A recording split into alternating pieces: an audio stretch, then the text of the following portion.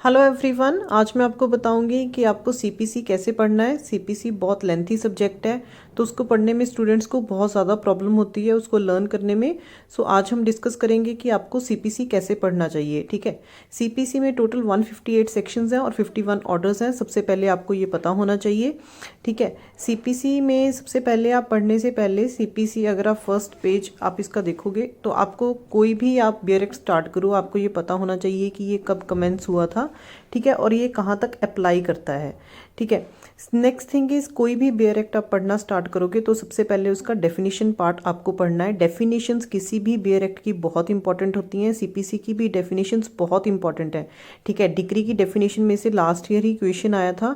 ठीक है, आपको डेफिनेशंस को अच्छे से पढ़ना है। डेफिनेशंस को आप कैसे पढ़ोगे, उनके जो कीवर्ड्स होते हैं आपने उनको मार्कर से, ठीक है, हाईलाइटर से आपने उनको हाईलाइट कर लेना है ताकि अब जब नेक्स्ट टाइम पढ़ो आपको लर्न हो जाए। तो सीपीसी में जितनी भी डेफिनेशंस दी हुई हैं सारी ही इंपॉर्टेंट हैं। डिक्री होल्डर, फॉरेन कोर्ट की, फॉरेन जजमेंट की, ठीक है, हाई कोर्ट जजमेंट क्या होती है, ठीक है, जजमेंट डेटर कौन होता है, ठीक है, legal representative, mesne profit, order, ये डेफिनेशंस जो हैं ये सारी ही इंपॉर्टेंट हैं। अब आपको इसको पढ़ना कैसे है। सपोज आपने डिग्री है, जो डिग्री की आपने डेफिनेशन पार्ट जब आप कर लोगे उसके बाद जब आप अगले नेक्स्ट सेक्शंस पे आओगे तो आपने क्या करना है। सपोज ये डिक्री, अब डिक्री कौन से ऑर्डर में दिया हुआ है, डिक्री दिया हुआ है, ठीक है, जजमेंट एंड डिक्री ऑर्डर 20 में दिया हुआ है। तो आपने ऑर्डर 20 जो है आप यहीं से ही आपको लर्न हो जाएगा कि कौन से ऑर्डर में दिया हुआ है। तो आपने ऑर्डर तो लर्न आपको हो ही गया ना कि उस ऑर्डर में दिया हुआ है। सपोज, ठीक है, अब आपने जैसे ये आपके सेक्शंस आ गए। ठीक है, आपने इनको कैसे पढ़ना है। सपोज अब ये foreign judgment not conclusive foreign judgment के दो सेक्शंस हैं, कौन कौन से हैं, सेक्शन 13 एंड 14। अब आपको फॉरेन जजमेंट तो पता चल गया क्या होता है। ठीक है, फॉरेन जजमेंट तो आपने पढ़ लिया ना क्या होता है। तो आपने ये सेक्शंस दोनों फॉरेन जजमेंट के देख लेने हैं।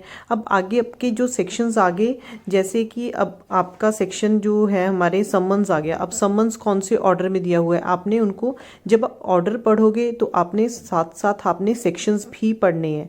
ठीक है, इसी वे से आप लर्न कर सकते हो उनको। जैसे अब एग्जीक्यूशन के सेक्शंस हैं, ठीक है, एग्जीक्यूशन के ये सेक्शंस आगे।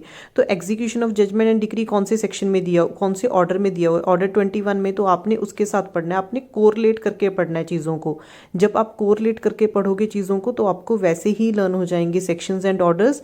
जैसे इंटरप्लीडर सूट है, इंटरप्लीडर सूट आपका दिया हुआ है सेक्शन ऑर्डर 35 में। ठीक है, अब कौन सा सेक्शन है इंटरप्लीडर सूट का, सेक्शन है 88। ठीक है, जब आप सेक्शन 88 आप ऑर्डर पढ़ोगे, पहले आपने ऑर्डर स्टार्ट करने हैं। ठीक है, ऑर्डर पढ़ोगे तो आपने इंटरप्लीडर सूट आपने, और सेक्शन 88 आपको अपने आप लर्न हो जाएगा।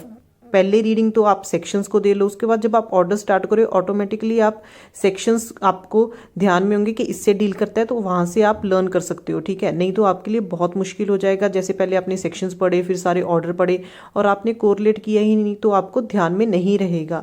सपोज मैं आपको एक चीज़ और बताती हूँ, जैसे सेक्शन हमारे हो गए 79 एंड 80। ठीक है, 79 एंड 80 किससे डील करता है, सूट्स बाय और अगेंस्ट द गवर्नमेंट। और यहाँ पे क्या है, नोटिस। ठीक है, ये कौन से ऑर्डर में डील करते हैं, ये 79 और 80। और ऑर्डर जो आपका 27 ऑर्डर है, ठीक है, वो इसी चीज़ से डील करता है। तो आपने ऐसे करके इनको पढ़ना है। जब आप ऐसे इनको पढ़ोगे तभी आपको इजीली लर्न हो जाएगा। ये देखिए ऑर्डर 27, ऑर्डर 27 क्या कहता है, ऑर्डर 27 इज सूट्स बाय और अगेंस्ट द गवर्नमेंट और public officers in their official capacity. So this is the way in which you can learn. Now similar is with the other sections like section 96 deals with appeals from original decree। ठीक है, इसका order हम देखेंगे तो order इसका कौन सा होता है, order 41। Similar is with the appeals from appellate decrease. ठीक है, उसका ऑर्डर क्या है, 42।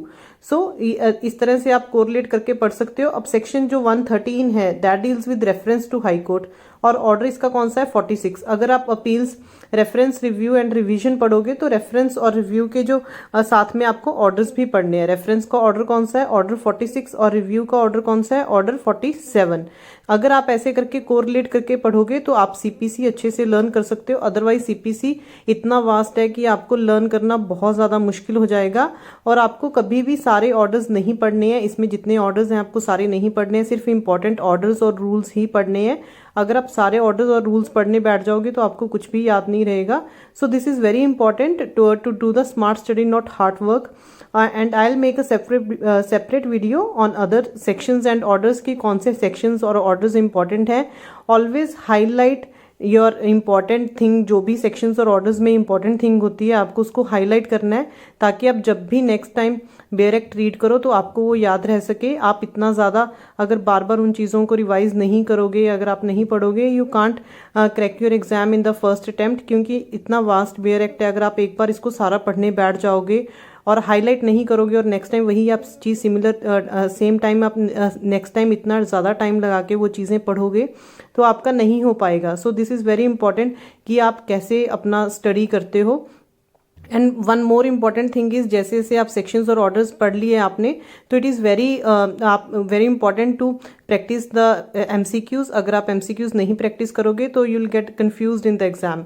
सो MCQs जैसे जैसे आप प्रैक्टिस करोगे आपको उतने ज़्यादा ही प्रैक्टिस करने हैं। आप प्रीवियस ईयर के क्वेश्चन पेपर देख सकते हो या फिर आप मार्केट से बुक्स ले सकते हो, ठीक है। जितने जो यूनिवर्सल की बुक आती है, बाकी भी बुक्स आती हैं, that is for reference only, ठीक है, कि MCQs कैसे आते हैं। जैसे आप MCQs सॉल्व करोगे आपका कॉन्फिडेंस बूस्ट होगा और आपको एग्जाम में बहुत ज़्यादा हेल्पफुल होगा। अगर आपको वीडियो अच्छा लगा हो तो लाइक ज़रूर करना और कमेंट बॉक्स में ज़रूर बताना। And if you get any problem do leave a message in the comment box. Thank you for watching the video. Bye bye, take care.